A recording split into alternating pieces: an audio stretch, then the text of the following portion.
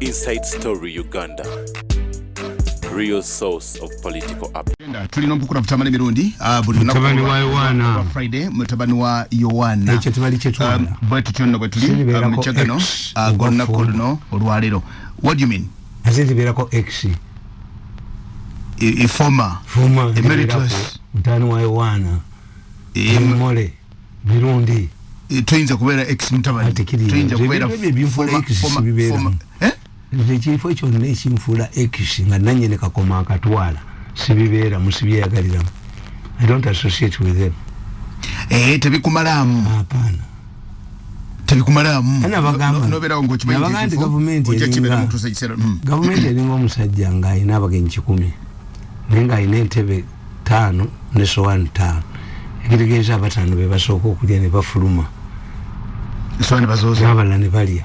Ye government.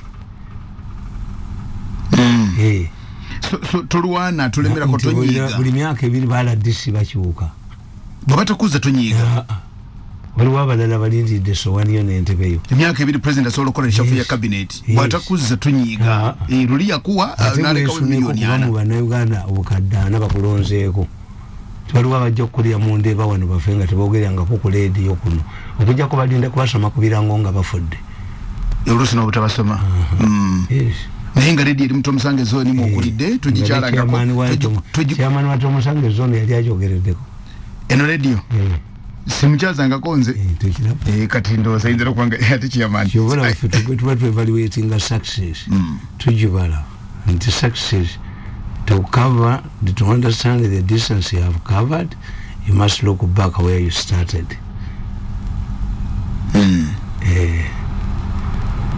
Ndodo kulaba which number tukubide na kusibu mbadde wanti batononya batonetaga tutero kwenonya ko ni kakati gwesimu yecheka yo mukuru wecheka cyo jirina yes ya ndugwa ndede sijirina yenta kujja mu buzibu esimu itakujja mu buzibu lwachene twala simu ya ndugwa sijirina ninayo numa byange byakoze omusajja geze na gundi kumbaga esimu iliko bukadde bubiri babadde bawadde yagenza okutimba ebyo namugambye ezo zirye naye namutulesinze kuva igange waabwe gye bamuzaala nenfuna ekifaananyi kye nemugamba kati kano akasenge kokalaba ndi jinja oli jinja ngenda kukulawo yagala gituwala gizeejo wagibye nagizaayo Tamale ina mayembe miso teri ku binaala ebyo bya miso era nze singa nali sitaddeewo miso ebyuma byange ebyo singa nafadda abasajja bano babala olubala ngambabulire Museveni n'abata abasajja nti babasobola gavumenti bagiwamba Museveni atabani nava mu buyinza nga temwina orderly organization talivaawo temusigaza kantu wano then miteriyo abasajja abo mbakwata ku byuma every day bakola mirimu ki tebalina mulala nkuŋŋaana ba stock exchange obamanyi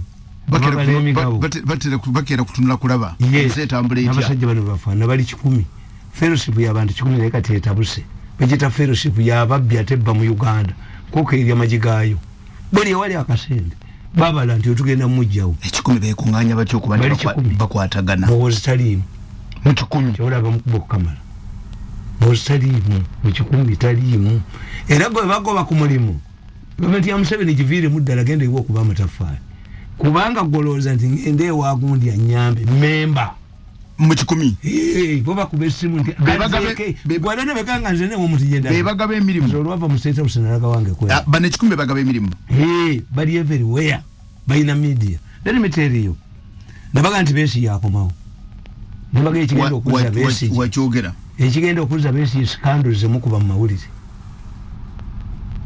teyakomyewo oba mwogera naye yagenti ati tugaana emiwendo gy'ebintu giri mu nsi yonna naye mukomyewo sente zemubbye very attractive to public ears but not practical etekisoboka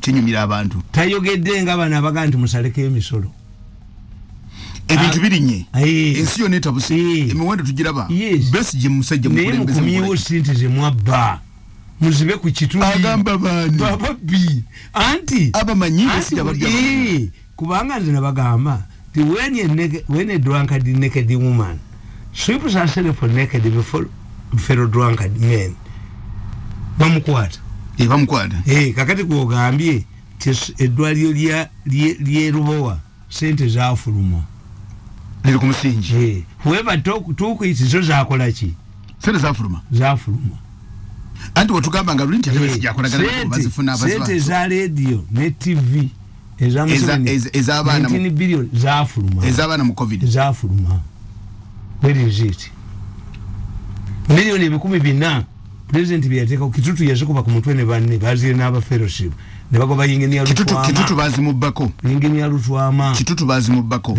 bali bagenda kumutta ne mutwale we lifuta tumotoka ne yefuula ne bamuvaako kitutu bazimubbako si yazibba yali milioni 10 yali minister bazi kusa mu kalulu kuleta ababaka ba parliament nga listi ya bwenjina ey'ababaka ba parliament kwaja kubalika olaba nti bana abasajja babala neewunyuza omusajja yampeereza lisiti ey'abantu abafiira mu covid we baabaziika ne company yaziika ate kukubo yalimba Tamale and the nature of the grave yali akola kitamale oyo mu covid bamanya bajja kyeyambisa maaso mafia bwekola bakimanya waliwo yadduse mweno kampu mu 10 yadduse n'alage wamuhooza anoonya protection kati ogwe bakuba yabbira mu heresi nti genda bakabire we baziika gundi kofi n'enkalu kati tutwiza ebbanga liyise Tamale abantu bagenze amagumba gabula naye omusajja yabakola details abantu bagenze mwaka mulabanga batufuddeko kubuulira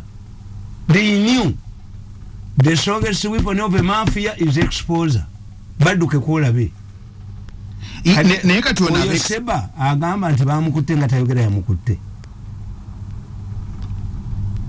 naye bamukutte waliwo yadduse mu kampu eri omusajja yabayita ku Sande yabayita ku Lwomukaaga naga nti bayite bajje ne bagaana n'abagamba eyitiwe ddamu bayite ku Sande ne batajja nakakambalageko chairman wa fellowship ono wa Harris namubatula chairman wa fellowship nakwata Gasumba ne bamunyiza aba NUP ngate babataddemu Gasumba kubye NUP agimazeewo abali ya sente wa Museveni NUP mujagazaji mawo yazimbe jeri ya muntu omukuba NUP nabagamba nti NUP kikono ky'abantu era ekyayamba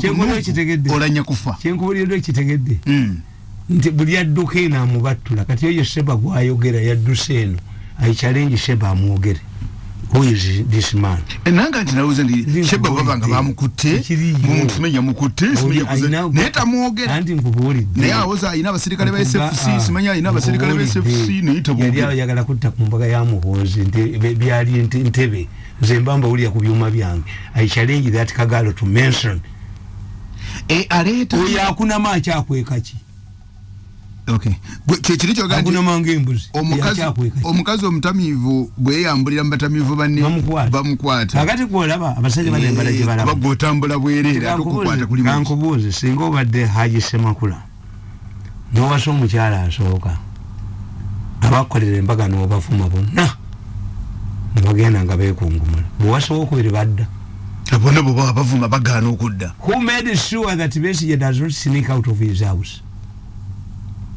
mukoddomi wa Buganda Omala have you seen in the recent past Omala abadde lamentinga what does it mean if you help these people to apprehend Besigye they don't pay you nga obesi kati abamukolako abajuliza nti naye munoonya Omala bamuwaaki do you see these people are very calculative tembasobola Omala bamukobezawo mawulire mutandikidde Omala we yakoma Omala yafuna naye Omala mumuwulira mawulire ng'akola ki ate bw'alamentinga tebabaako kye bakola inabaza baganti namwe mujja kumaliza ng'Omala ndimuza okukola ku mbaga ya Haji Semakula abamukolera kwesooka yabakolera ki nze baawa abasiru bonna emmotoka bonna tebampayo kantu mukaaga tebawa abasiru ndowooza genda munda oyo zaabwe mbakolere nswere empuno wali oyagala mmotoka gwoyagala sente nyingi biliyoni 10 bakwata nti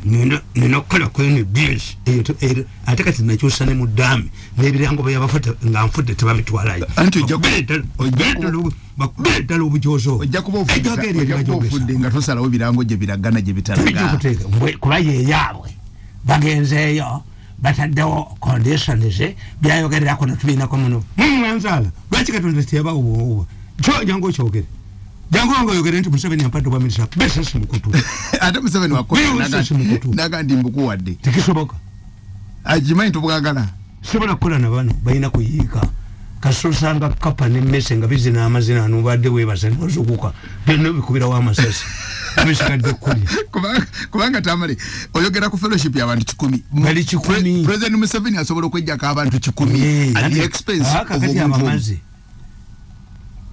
nzina tulia Museveni bwendi nemanya mwekerere y'abasodokisa alibeera faza awasa alibeera bisopota wasa yalla basekerede nembagamba nebasajja mu mwina amagezi mutegula agenda kuwaaba one you have been telling us that this man is important.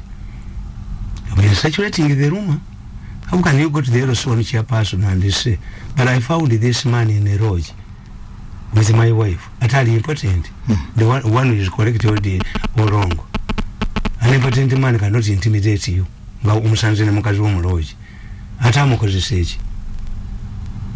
kakati ifu muwozi mbadde mutugamba tasobola kwogera anyenya omwenge akolaki ekyo lwaki mugenda omuwaabira mumuleka bwe kadaala k'ebyobufuzi nse mutegeere. This is the best time to expose him. Kitegeeza okuwakanya muhozi kati kibate kya contradiction. Katonda abayambye n'avaayo olweba kyabasiraamu bakola ennyiriri gwe ng'oli mutamiivu oyinza okubeera mu ddiini y'obusiraamu enyiri wano ze wala jono n'omuteeka ku mutwe omujjayo omuteeka ku era bagamba mbwa lwe yasigalayo okola musujudu bbiri eyokusatu todda ogenda oyitawo buyisi to prove that now that this man has been hiding his weaknesses we encourage him to come out so that the people know because if you panic it means the man is not important. Isn't it to Tamale? Kubanga President Museveni lero lwaweze joro yaweze omwaka ngalayi ekyokubiri nti nabagambye nti bw'osanga omusajja ng'alina ekyo